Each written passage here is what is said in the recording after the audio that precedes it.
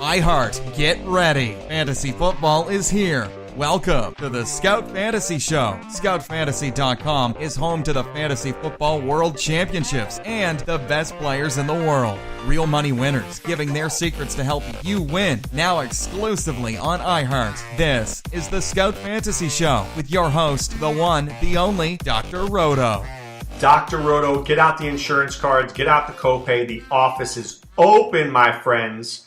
So we'll get through the Waiver Wire Wednesday coming up. I want to get through some news and notes, and I want to just talk about fantasy football as a whole.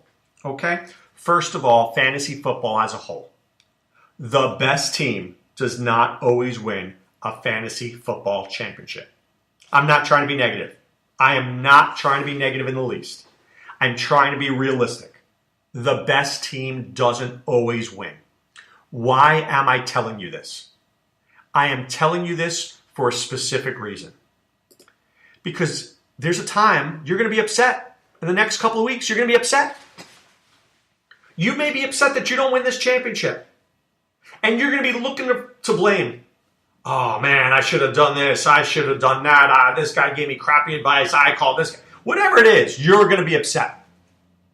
The best team doesn't win a fantasy football championship. Not always. Sometimes. But sometimes no.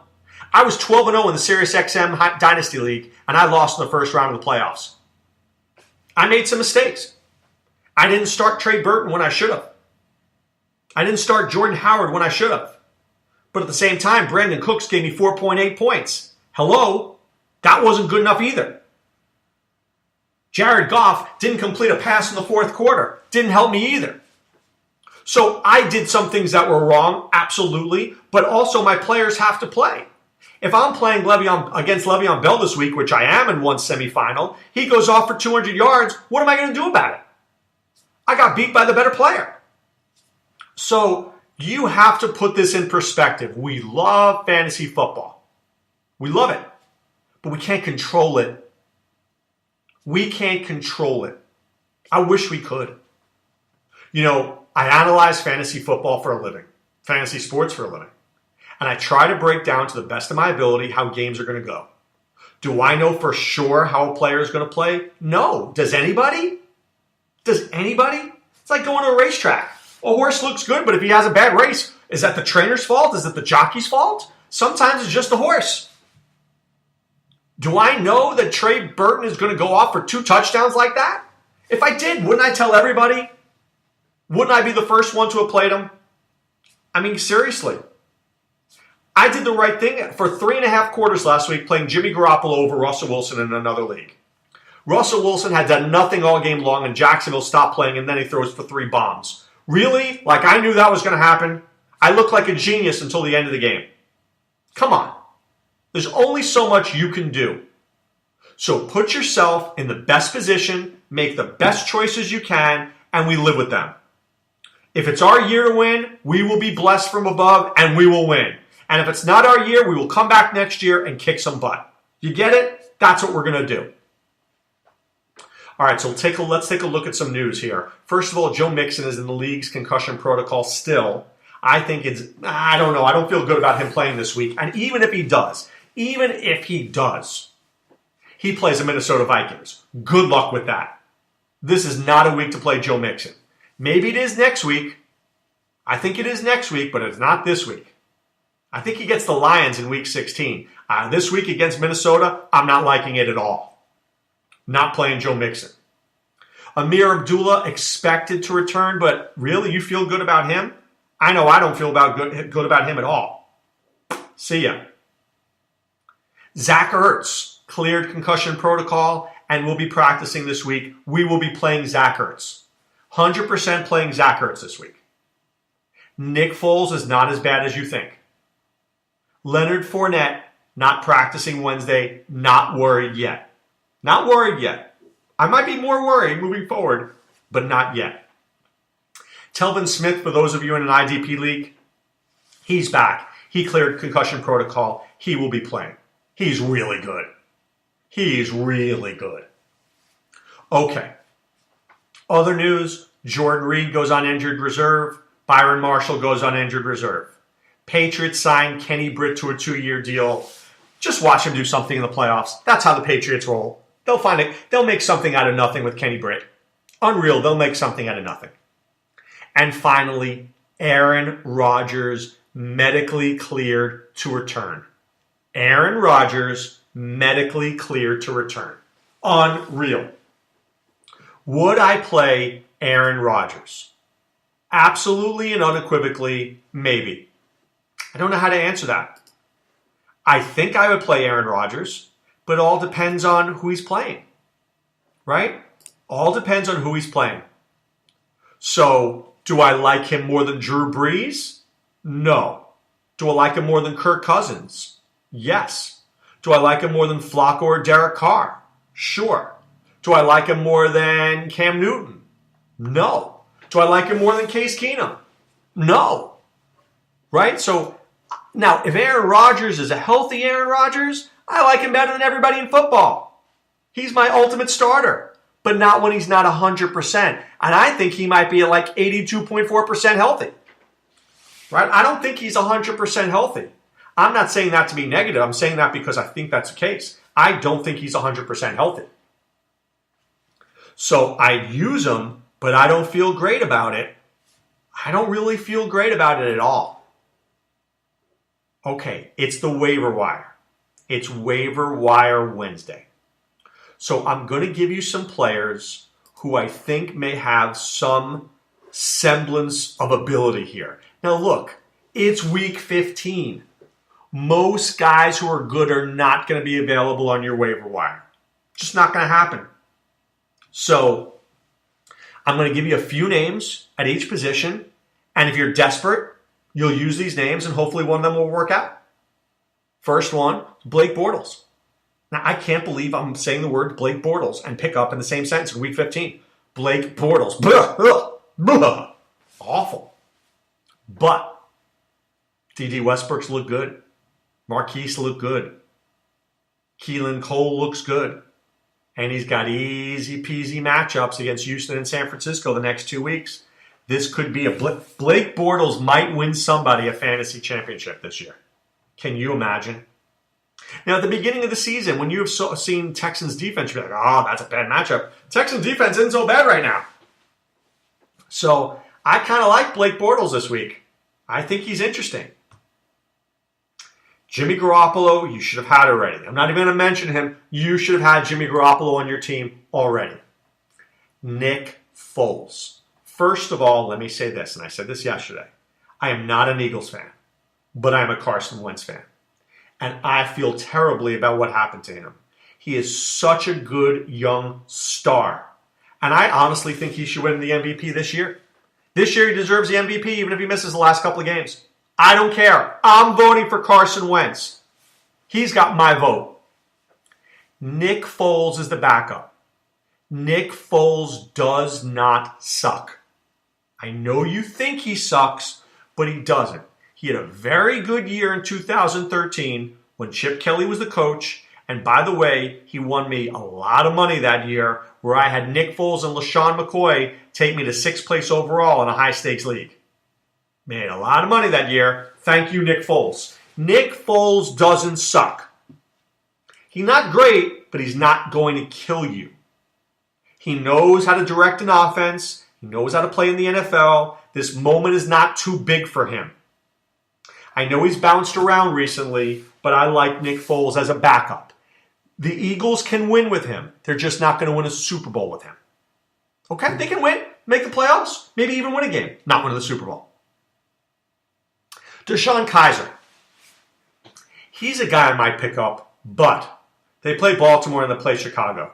Now, I know that Jimmy Smith is out for Baltimore, but Baltimore is going to rush him. They're going to make him make some bad plays. But Kaiser can make some good plays. With the good comes the bad. With the bad comes the good. Kaiser's interesting that way. You're desperate, you could use him. Okay? Joe Flacco. Got a very good schedule, Cleveland and Indianapolis the next 2 weeks. Could you imagine Joe Flacco helping you win a fantasy title? That's not outrageous to think. It's not outrageous to think, and Joe Flacco might get you 250 yards and 2 touchdowns the next 2 weeks, which won't kill you. You're not going to win because of Joe Flacco, but you may not lose. Running backs, Mike Davis. Mike Davis looked great against Jacksonville last week. Great against Jacksonville. They didn't use him enough because they were behind, but he looked good. And against the Rams this week, I think he's going to have a really good week. Really good week for Mike Davis. I'm in on him. I'm very much in on Mike Davis. Jonathan Stewart. They are running the football more in Carolina. Cam can't pass. He's terrible. You've got no Benjamin. You got no Olsen, really. You got no Shepard. You got no Samuel. So he throws the ball to Funches. He throws the ball to McCaffrey. And then they run. And then they run some more. Run. Jonathan Stewart, viable right now. Viable option.